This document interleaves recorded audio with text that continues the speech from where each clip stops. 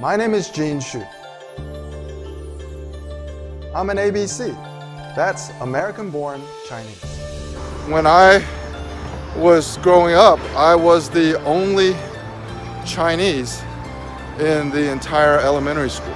At the intersection between America and China, I'm concerned about the lack of cultural awareness on both sides. This was again in Atlanta, Georgia, back in the 70s. But I'm still optimistic about the future for my unborn son. Generational ABC podcasts are my conversations with my unborn son, one ABC to another, in my attempt to explain our world in context in order for him to make better sense of his world, which will be nothing like the world we live in today. We live in Irvine, California now, so you're going to be born into a multicultural world even though you're in the United States.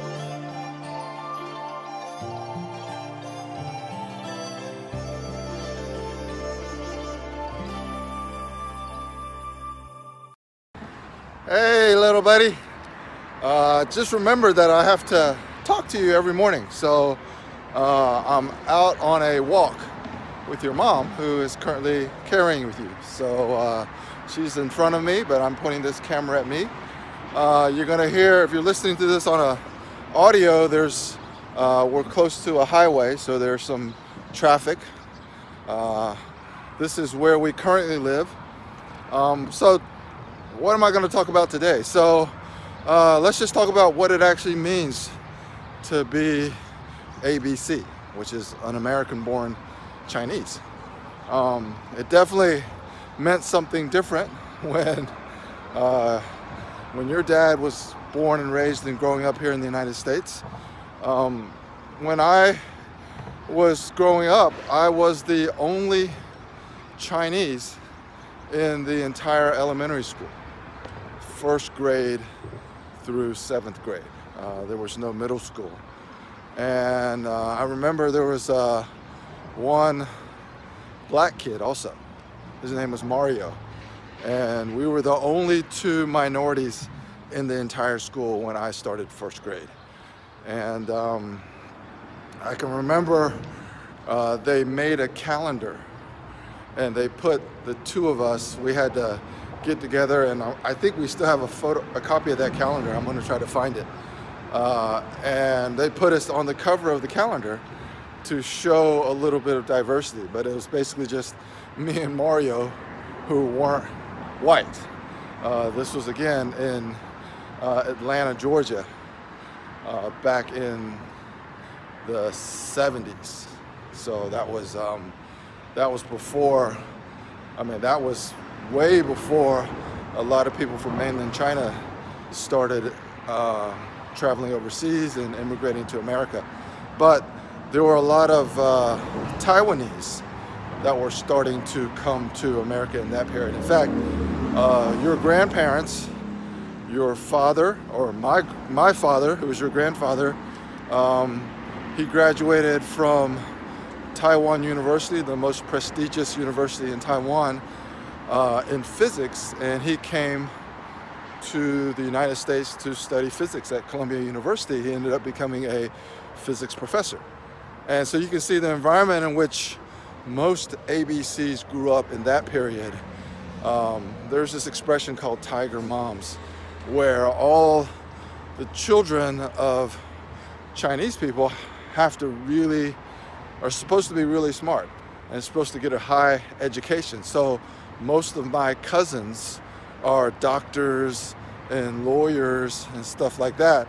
I wasn't very interested in school and ended up becoming an engineer, but I only became an engineer because Georgia Tech was an in-state school, and it was actually quite easy to get into Georgia Tech from in-state, I guess. I had an average GPA. I did average on what we had the SAT. I don't know if you're going to still have that.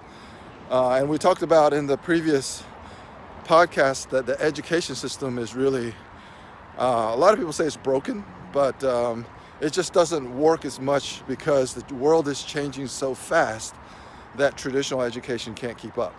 So it'll be very interesting to see, again, what happens when either you're old enough to listen to this podcast, and even when you reach kind of an adult situation where you can actually kind of understand the context of what's going on and reflect on your own educational experience. But let's talk about ABC, American Born Chinese. So we live in Irvine, California now.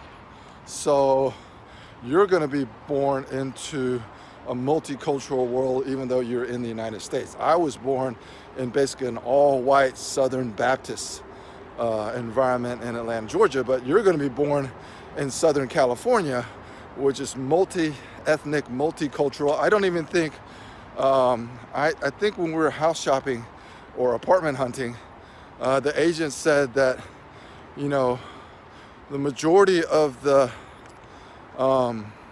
ethnic population here, I think, might be Chinese. It's either Chinese or Asian. It's definitely Asian. And then the majority of Asians here are, I think, Chinese now, because there was an explosion over the past 5 years of investment. You know, Chinese people getting wealthy and wanting to do something with their money. So that's also an interesting thing, is what do you do with your money? Obviously, I don't know if I'm talking to you as a fetus, as a little boy, or as a teenager, or as an adult. So, but some of the listeners may know more about finance, but I'm trying to empathize with what age you are when I'm talking to you. So I'm just assuming that a lot of this stuff will be beneficial for you as you grow up. Understanding cultural differences, understanding the context of the environment in which you were born, and how to build relationships with people who are different, especially if they don't share the same values or the same thinking as you. And you're going to have an advantage, I think, growing up in this environment, because all of your friends won't be white, like all of my friends were when I was growing up. Again, in elementary school, all my friends were white, and then when I got into high school, my friends were either black or white, because there was a lot of black kids in my high school because I played a lot of sports. Anyway, I don't want this to get too long. I'm going to turn the video around so you can actually see your mom carrying you in the background. She is kind of walking. We have to walk every day so we can have a smooth delivery. All right, so checking out. Love you, little buddy. Talk to you later. Listen and subscribe on Apple Podcasts, SoundCloud, or YouTube.